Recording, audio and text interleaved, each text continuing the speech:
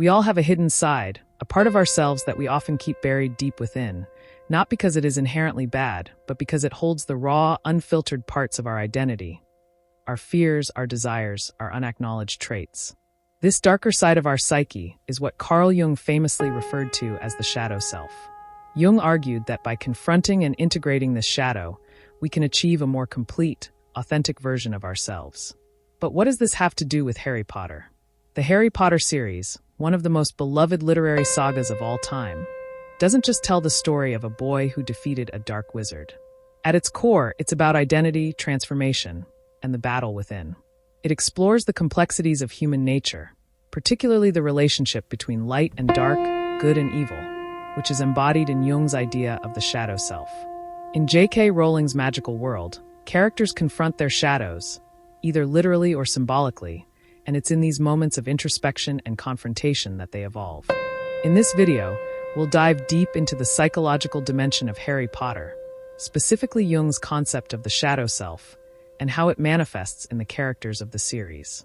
From Harry's own struggles with his darker impulses to the way other characters embody different facets of the shadow, Harry Potter serves as a fascinating psychological exploration. Let's unlock this hidden layer together and see how Jung's theories shape the themes of the series. Welcome to the unfolding journey. This is a space where we explore the deeper meanings and psychological layers behind the stories that have captivated generations. Whether it's literature, film, or television, we take a closer look at the characters, themes, and archetypes that make these stories so powerful and timeless. If you love diving into the world of storytelling, analyzing characters, and exploring psychological theories through the lens of your favorite series, you're in the right place. Make sure to hit that subscribe button so you don't miss out on our deep dives and thoughtful analyses in future videos.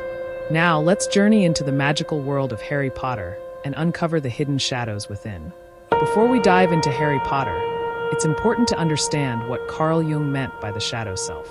According to Jung, the shadow is the unconscious part of our personality that contains repressed weaknesses, desires, and instincts. It's the side of ourselves that we may not fully acknowledge or may choose to ignore because it doesn't align with the persona we present to the world. Jung believed that the shadow is not necessarily negative or evil, but rather represents the parts of ourselves that are underdeveloped or ignored.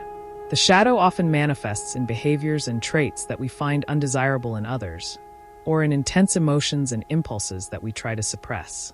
However, Jung argued that confronting the shadow, embracing and integrating these hidden parts, can lead to personal growth and greater self-awareness.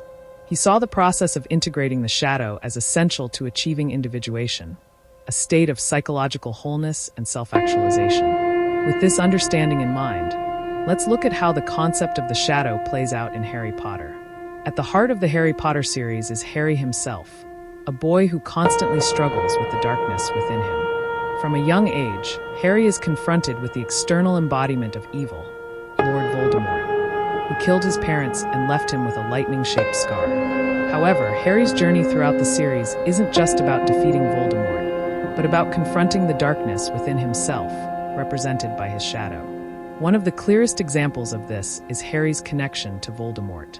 From the moment Harry first learns about Voldemort's survival and power, he is constantly told that he is special, that he's the one destined to defeat the Dark Lord.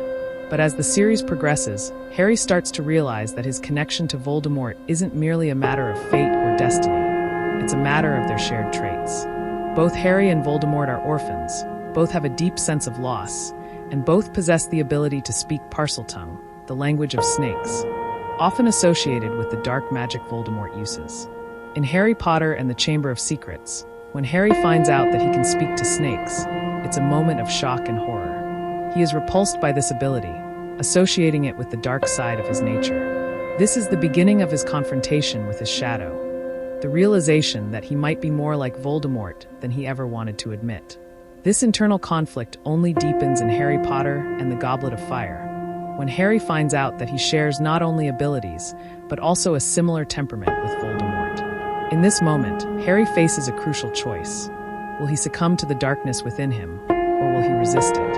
In Harry Potter and the Order of the Phoenix, Harry's journey toward integrating his shadow becomes even more complicated. As Harry grapples with the trauma of his past and the growing danger around him, He becomes more isolated, more angry, and more willing to give in to his frustrations. This is particularly evident in his relationship with his friends, Ron and Hermione, and in his interactions with the adults at the Ministry of Magic. He feels misunderstood, betrayed, and even more connected to the dark forces around him. This conflict is made worse by the prophecy that suggests Harry is the one who must defeat Voldemort, heightening his sense of pressure and fear of his shadow. However, Harry's greatest moment of shadow integration occurs in Harry Potter and the Half-Blood Prince, when he learns more about Voldemort's origins. He realizes that Voldemort was once a young boy, much like himself, who was abandoned and shaped by his own dark choices. This realization forces Harry to confront the fact that his choices, not his destiny, will define him. As the series progresses, Harry gradually embraces the understanding that the darkness within him is not something to fear, but something to control, shaping the hero he will ultimately become. While Harry's internal struggle with his shadow is central to the series, Voldemort is the externalization of this darkness.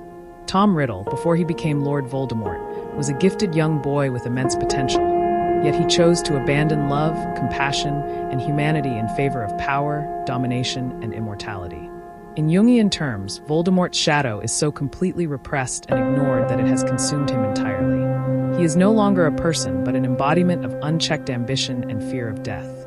Throughout the series, Voldemort's refusal to acknowledge his own humanity is what makes him so dangerous. He is the archetype of the shadow in its most extreme form. Someone who has completely rejected the parts of themselves that they deem weak or unworthy. Voldemort sees no value in love, loyalty, or empathy, which are central to the qualities that Harry values. In this sense, Voldemort's obsession with purity, immortality, and control is a direct response to the shadow he refuses to confront. Interestingly, the Horcruxes, objects that Voldemort splits his soul into to attain immortality, can be seen as his attempt to sever himself from his own shadow. By hiding parts of his soul in physical objects, he believes he is protecting himself from the very darkness that is a natural part of him. However, this act of avoidance only deepens his descent into evil, as he denies the possibility of growth, healing, or reintegration with his own dark side. Voldemort's inability to accept his shadow is what makes him, ultimately, the greatest threat in the wizarding world. Other characters and their shadows. It's not just Harry and Voldemort who deal with their shadow selves. Many other characters in Harry Potter also confront their darker sides in various ways. Severus Snape, for example, embodies the archetype of the tragic figure who has both light and dark aspects to his personality. Snape's deep love for Lily Potter, Harry's mother, is a source of both immense pain and great strength. His shadow is seen in his bitter rivalry with Harry, as well as his earlier association with dark magic. Yet, through his choices, particularly his final act of bravery, Snape is revealed to have integrated his shadow in a way that ultimately redeems him. Draco Malfoy, another key character, grapples with the pressure of family loyalty and the temptations of power. As a young boy, Draco represents the darker aspects of the pureblood wizarding world. But by the end of the series, he is forced to reckon with the consequences of aligning himself with Voldemort. His own shadow manifests in his internal conflict and the difficult choices he must make between loyalty to his family and his personal moral compass. Harry Potter is a tale of magical adventure, but it is also a profound exploration of the human psyche. Through the lens of Jung's shadow self, the series illustrates how we all must face the darkness within us, the fears, flaws, and repressed emotions that shape who we are. Harry's journey is about confronting this shadow and choosing how to respond to it, just as Voldemort's downfall comes from his refusal to accept his own shadow. Ultimately, Harry Potter is a story about growth, self-awareness, and the transformative power of confronting our deepest, most hidden aspects. If you enjoyed this deep dive into the shadow self within Harry Potter, make sure to hit the subscribe button and join the Unfolding Journey community. By subscribing, you'll get access to more videos exploring the hidden depths of your favorite stories, characters, and psychological themes. Don't forget to like and share this video if you enjoyed it, and click the notification bell so you never miss an insightful journey into the world of storytelling. Thanks for watching, and may your own journey towards self-discovery be as magical as Harry's.